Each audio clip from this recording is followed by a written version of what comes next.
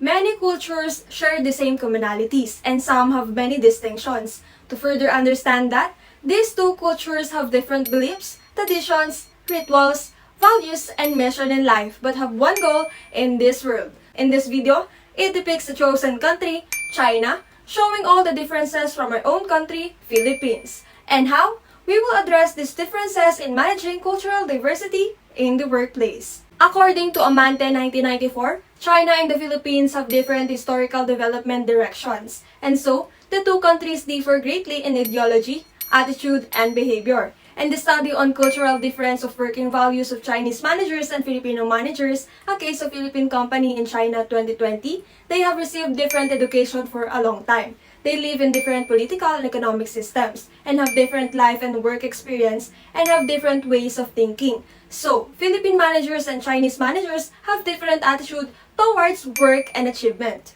Having demonstrated that, it is obvious that the two have different languages, and we could easily decipher their looks. They also celebrate different traditions, and based on the discussion, the teachings of Confucianism, Taoism, and Buddhism have been influenced by Chinese culture, whereas most of the Filipinos are Roman Catholic and they do believe in Jesus. Moving on, in terms of their work and lifestyle, the social etiquettes and social status of Chinese follows formal rules as they consider that the time is gold. Compared to the most Filipinos, they considered life as free and easy, to the point that you can see plenty of Filipinos on the street doing nothing, loitering, and having drinking sprees. Some just work when they have nothing more to eat, but as long as they still have food, they don't work. Yes, there were many Filipinos who are hardworking too, but Chinese are more long-term oriented and they have interested in long-term benefits, for the reason that, from a Chinese point of view, negotiations are mechanisms for building trust and harmony. So, they save their money to invest in business rather than luxury. This is true because I have relatives who are Chinese and I could really see that they are business-minded people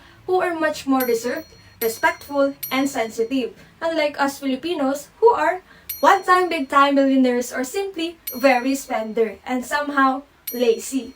Filipinos mostly just want to become employees till the rest of their lives. But in Chinese, they use business cards as their formal introductions and follow a proper etiquette.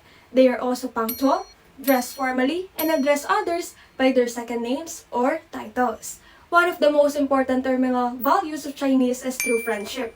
It is interconnected according to Cultural Atlas, the word guanxi, meaning networking that exchanges good connections or favor that benefit both people. However, with all the evidence presented in this video, we think that diversity only has racial dimensions, but it is much more than that. It is about recognizing and understanding that each individual is unique, but the most operating part here is understanding those differences. It requires earnest effort to bring other cultures together to communicate. And according to Ponomareva 2019, the business leaders must know how to deal with diverse workplaces and markets. Leaders who understand the various cultural differences when emerging into new markets are a tremendous resource for their businesses.